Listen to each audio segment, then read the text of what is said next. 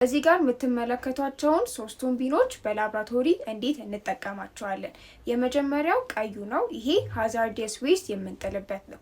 ሃዛርደስ ዌስት ማለት ለምሳሌ ክሮስማች በሚሰራበት ጊዜ የዶነሩን ብለድ ላይ ያሉ ብለድ ሲግመንቶችን ቆርጠን የምንጥልበት፣ ትላንትና ከትላንት ወዲያ ያደሩ ናሙናዎችን የምንጥልበት ይሄ ቀዩ ሃዛርደስ ዌስት ነው ማለት ነው።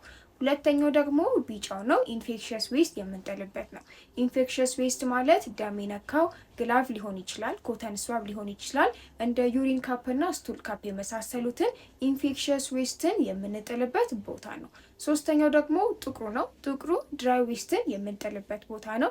ድራይ ዌስት ማለት እንደ ወረቀት ሬጀንት ስንፈታ ወይም ደግሞ ያለቀ ሬጀንት ስንጥል ያሉ ካርቶኖችን ድራይ ዌስትን በአጠቃላይ የምንጥልበት ቦታ ጥቁሩ ነው ማለት ነው። ከታካሚያችን ደግሞ የደም ናሙና ከወሰድን በኋላ ስሪንጁን ሴፍቲ ቦክስ ውስጥ ነው መጨመር ያለብን። ታዲያ ለላብራቶሪ ባለሙያዎች አንድ ጥያቄ አለኝ። ስሪንጁን ሴፍቲ ቦክስ ውስጥ በምንጨምርበት ጊዜ ኒድሉ ሪካፕ መደረግ አለበት ወይስ የለበትም? ኮሜንት ላይ መልሱልኝ።